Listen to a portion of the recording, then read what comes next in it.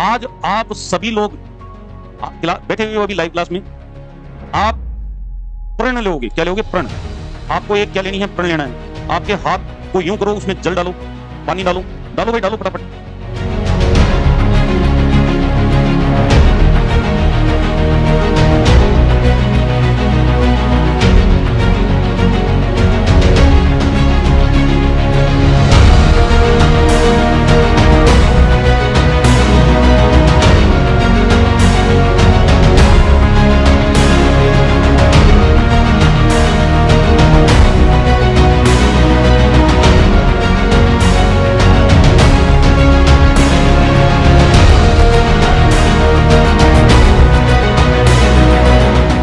और पानी को हाथ में लेकर कसम खानी है कि मुझे मेरे पूर्वजों की कसम है, जो मेरे को दुनिया में सबसे ज्यादा चाहता है उसकी कसम है, या जिसको मैं दुनिया में सबसे ज्यादा चाहता हूं उसकी कसम है, मैं ये first grade at any cost लेकर रहूंगा या रहूंगी।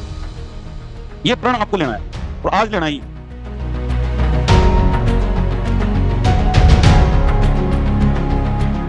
न थकेंगे न रुकेंगे जब तक हमारी नसों में खून बह रहा है, तब तक हम फर्स्ट ग्रेड के लिए मेहनत करेंगे, कोशिश करेंगे, प्रयत्न करेंगे और इसको लेकर रहेंगे। ये प्रण आपको करना है आज, क्योंकि ये एक एग्जाम नहीं है, ये एक एग्जाम नहीं है, ये हमारे लिए महायुद्ध है। क्या है भाई?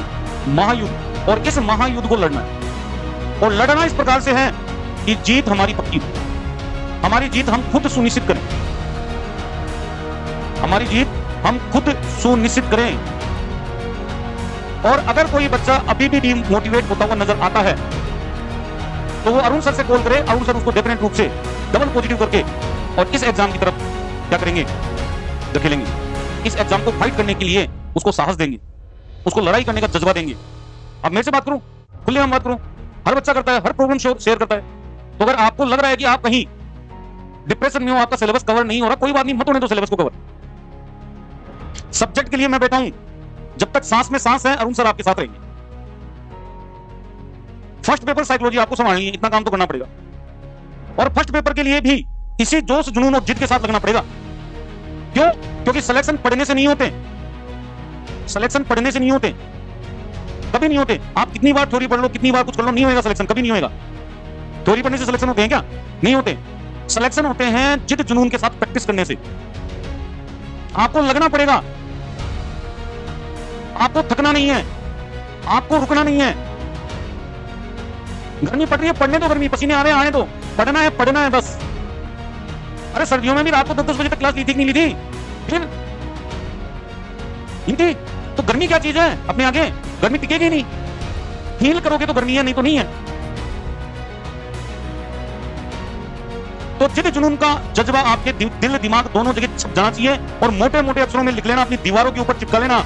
जिद जुनून जोश प्रैक्टिस, जिद जुनून जोश के साथ प्रैक्टिस, जिद जुनून जोश के साथ practice. Be motivate, be alert, be strong. Arun sir आपके साथ हैं, कभी भी आपको निराश नहीं होने देंगे, आपको हर डाउट सोल्व करेंगे, चाहे वो छोटा हो चाहे बड़ा हो। किसी को अगर कोई टॉपिक भी समझ में नहीं आता, क्लास की ड्यूरेशन में वो नहीं बोल सकता, तो वो बाद में भी मेरे से कंसल्ट कर सकता है। 122 है ना, ईमानदारी सबको कितनी चाहिए? आपको कितनी चाहिए? 2 सीट लोगे क्या आप? 2 सीट? एक ही सीट चाहिए? एक सीट चाहिए, उसी हिसाब से मेहनत करो। लेकिन कंपटीशन बढ़ने के डर से कंपटीशन से बाहर थोड़ी होंगे। कोशिश करेंगे कि लाइन में सबसे आगे खड़े हों अपन।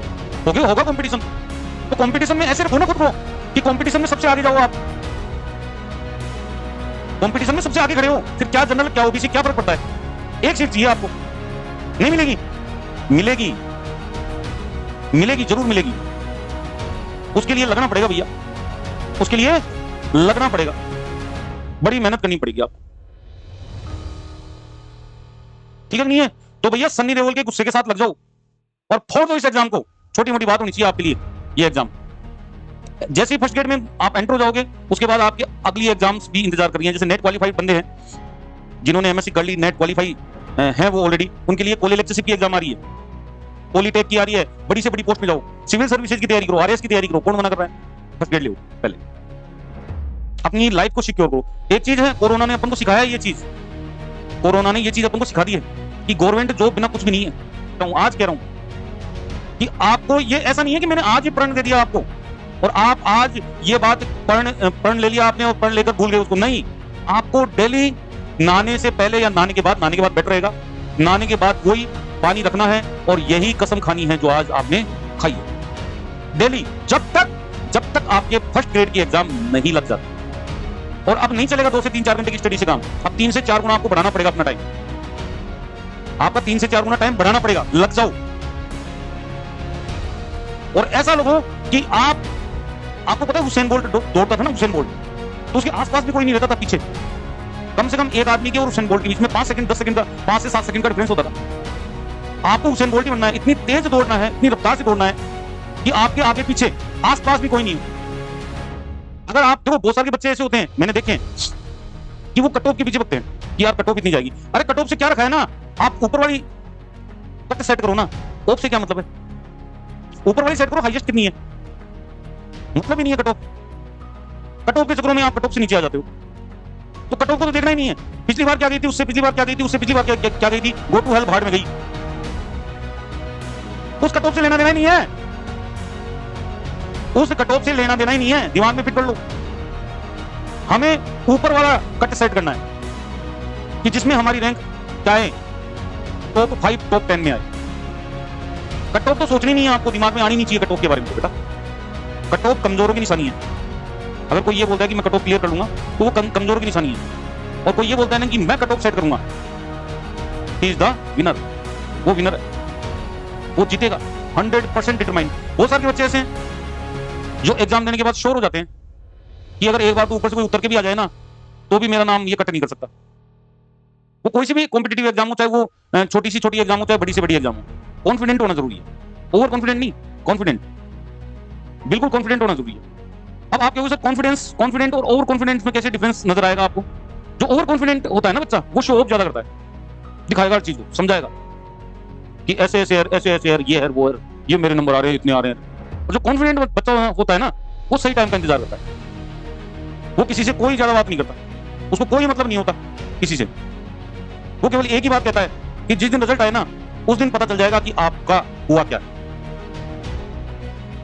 ये डिफरेंस होता है कॉन्फिडेंस और ओवर कॉन्फिडेंस में।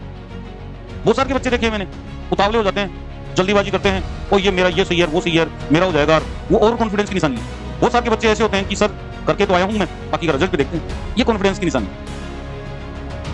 वो बता रहा है अपना कि भाई सिलेक्शन हो जाएगा, लेकिन वो सारा का सारा जो भार है सिलेक्शन का वो रिजल्ट पे डाल देगा, देखते हैं ठीक है नहीं है। और जिसका कॉन्फिडेंस अगर कम हो रहा है उसके लिए Arun sir is the best motivational idea.